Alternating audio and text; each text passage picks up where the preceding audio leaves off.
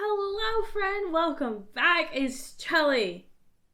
Long time no see. I'm in the place, man, and it feels so good. It is so exciting to be back on YouTube. It has been quite some time, I must admit. Life has just been super busy. I started a new job as a sign language teacher at a high school, and I started coaching volleyball at that high school. And so life has been super busy, but I am here. Small business stuff is back up and rolling, which means I got a new video for you. Today, I am going to show you how to make a design on Stitch Artist Level 1. You guys said that you've been loving those videos, and so here's a new one with a twist. My best friend's birthday is tomorrow. It's kind of crazy. I've known my best friend for 10 years now, which is not saying a lot because I'm 22. Okay? I met him in 8th grade and we hit it off immediately. He's been my best friend ever since. And I'm gonna be honest, I think both of our ways to show love is giving gifts. I've given him some amazing gifts, if I have to toot my own horn. He's given me some of the best gifts I've ever received in my life. And so it's kind of our thing. I felt like I did an amazing job planning out his gifts for this year, but then I dropped the ball. His birthday is tomorrow, and I'm taking him to the Braves game. They're playing the Phillies in the playoffs. I wanted to get him a hat, like so. Boo Dodgers, I just like the colors, okay? Just calm down. And I wanted to embroider on the side here. Check this, I got the wrong hat. So I recently ordered the right hat, but it's coming from Australia and it's not going to get here in time. But we are going to digitize what is going to go on the side of the hat today. And then when it gets here, we will stitch it together. So I'm super excited. So before we hop in, I am going to be digitizing my best friend's logo. He works as a videographer, photographer here in the city of Atlanta, and he does some amazing work. And so he created this logo. His business is called Heyyyoo Hearts because his name is Angel. Halo. You get the vibes. And so we are going to digitize one of his logos. I'm going to show you my process and digitizing it, and then how I'm going to put it on the hat because I honestly don't know. I have embroidered on a hat once on this flat machine. Don't recommend. Never been so stressed in my life. And so us putting this on the side is going to be muy interesante. Yeah, very interesting. And so we are going to see how this goes. I'm going to do a screen recording of my iMac and then show you my face and do some commentary like the little gamer guys. And we're going to go from there. But I'm super excited to show you guys this project, and we are going to get going.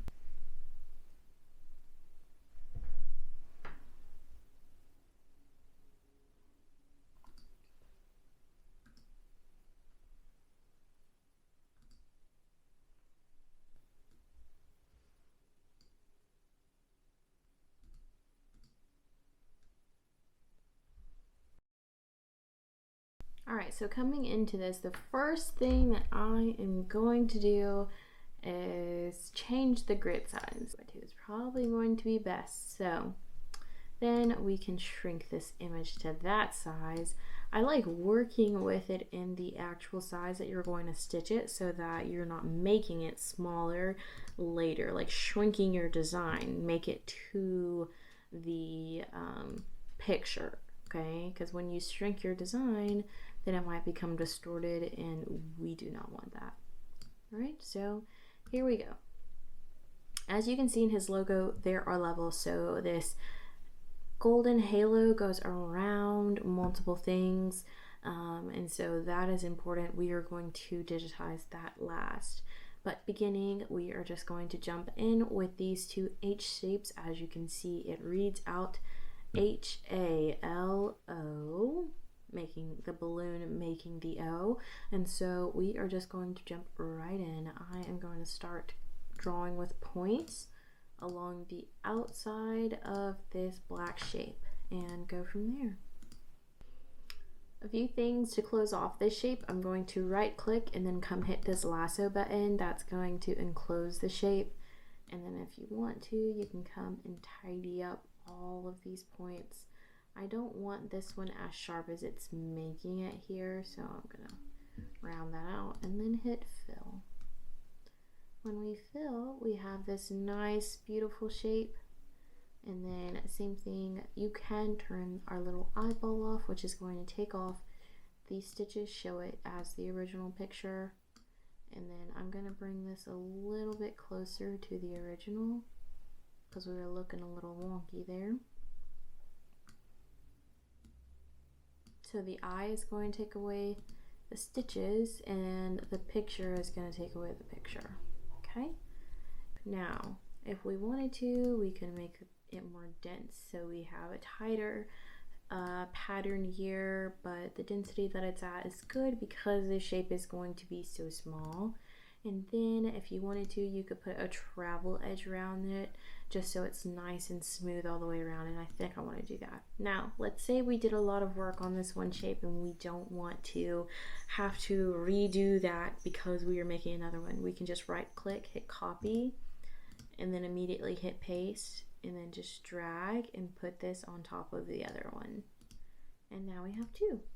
So I'm going to rotate it a little bit so it looks more accurate to the original design intended it to be. In there we have our H. Moving on to the A, I'm going to do this in I'm going to draw with points, but do it in more of a straighter one, and I'm gonna choose the path with least resistance. That is my philosophy when doing this kind of work. Okay, that's really thick. So we are using the satin border. That is my favorite when doing letters like this. And we're just gonna bring it down to about a 1, as close to 1 as we can. Let's see what 1 looks like itself. I like that. So as you can see, Angel has that the letters are rounded. So what I'm going to do is come over here into the settings on this right hand bar, and you see this thing that looks like an eyebrow. It says adjust the line and nib styles. So nib at the start could be normal, rounded, or pointed. I'm going to hit rounded, and I'm going to do that at the end too and show you the difference. Okay. So now it's a little bit more round, maybe not as noticeable, but it is a bit more round, okay? And I just rounded that a little bit. Interesting. And bring it down. And bring it in. Oh, I like that. Okay. And then we are going to draw with a couple more points for this and a satin border again. Let's make sure those are rounded at the front and back. Normally when you do a setting at least once or twice, it will save that setting going forward until you tell it to do otherwise. And so if you want it to draw the rounded, it's going to stay rounded until you tell it not to. So now that we have both of those done, we could technically move on to the halo. So one thing I want to show you is that there are shapes here for you, okay? When you click on these shapes, you can just drag and create the shape and then stretch it to however you like. I like this feature whenever I'm doing like perfect circles because it's not likely that I can draw a perfect circle as well as they can. And so I am just matching this to fit the halo that is in here, but if I can't get it exactly right, I will just draw my own. But that looks pretty decent, especially once I put this satin border on it and change the color, which I can do over here in this right hand tab again. Let's see. You can also change the type of thread you have. So if you want to match the exact brand so you know what colors you have, you can do that as well. I don't go that deep. To me, it's just like get as close as you can. If you are showing this to a customer, I suggest getting like super close to what you got. This isn't gonna work. Ah, I see. Interesting. So I've run into a roadblock, and part of this halo it goes in front and part of this halo it goes in back. So we are going to draw with points instead. So it goes in front. Let's do it again. It goes in front of the H here.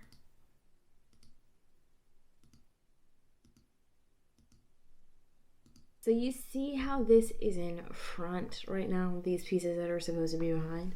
how do we make them look behind, but they're not behind, Chelly?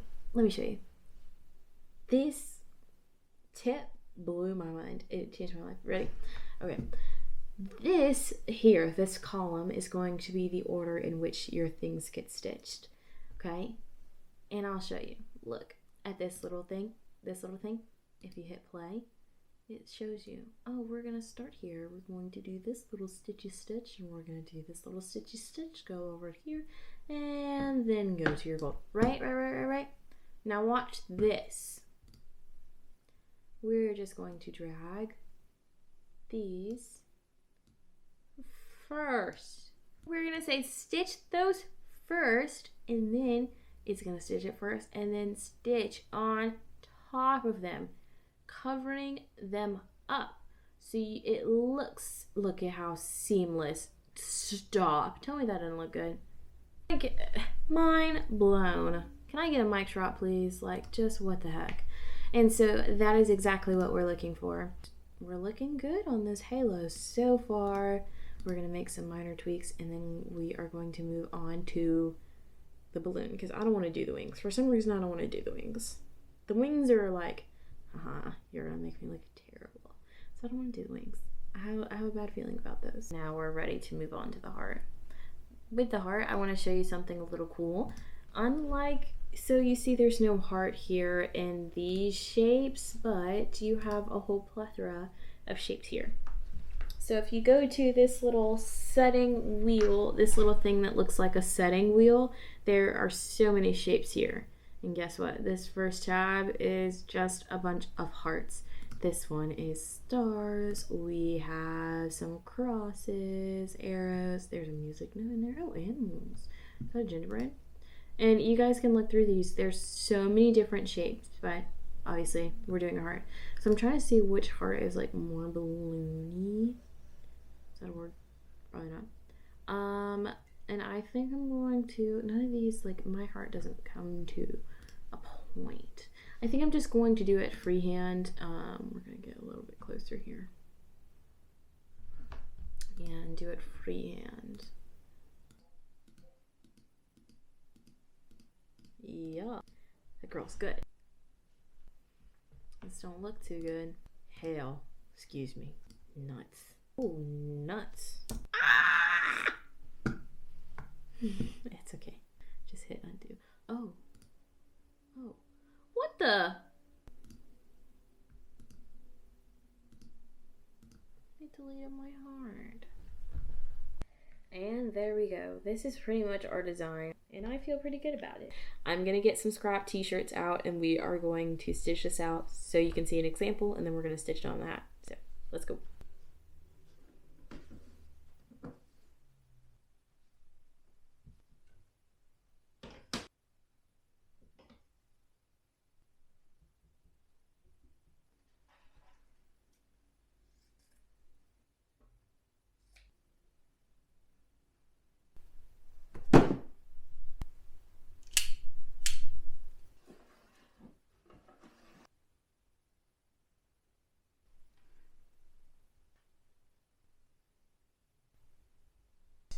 So this is a pretty nice hat. I'm super excited, and now we're gonna stitch it. So there's a seam here and a seam here. We're gonna put it in between those seams about yay high. I might make it slightly bigger, but that's what we're working with. I'm so excited. Now the real challenge begins, because I have to figure out how to hoop this bad boy. I didn't get that far.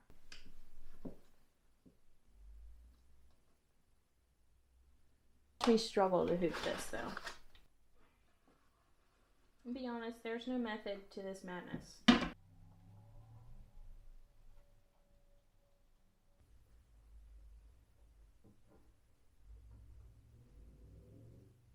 By the grace of God, I got it. It is nowhere near where I wanted it to be, but because the hat curves right where I need it to be, that wasn't gonna work. So I got as close as I could, snapped it on, and I'm trying to get it as tight as I can. I'm gonna add some stabilizer right here.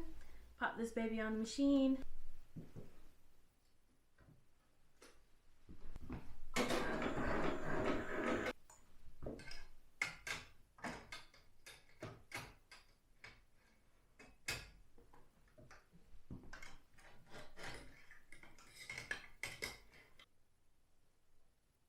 Okay, everything is loaded up on the machine. All I have to do is hit start.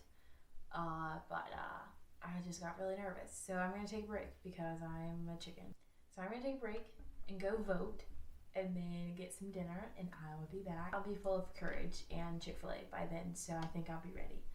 But I'm just nervous because I only got one hat. I only got one shot. So I'm gonna do my best, and that'll be that.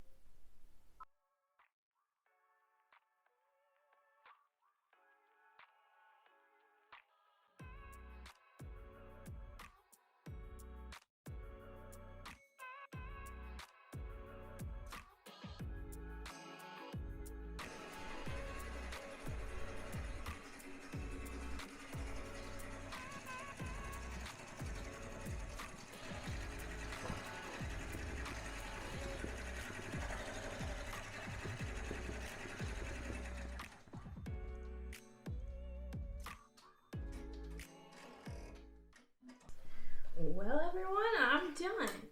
Here is the hat. I'm gonna be honest. I am scared to take it out the hoop. This has happened to me before, where something looks good in the hoop, but it gives you a false reality of what it actually looks like. As you can see, this takes up about a good inch of the hat, so this is actually sitting a lot higher than I wanted, and I know this is going to be off center because it's on the seam, so I don't really want to take it out of the hoop. I've been delaying it. At the end of the day, my friend will get a new hat.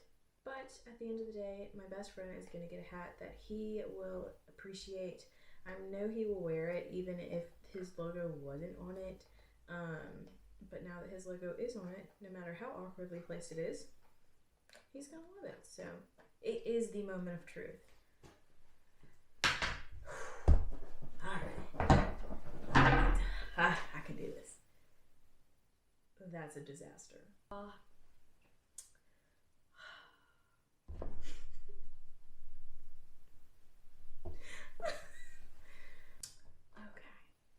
Well, there is nothing I can do about that. So.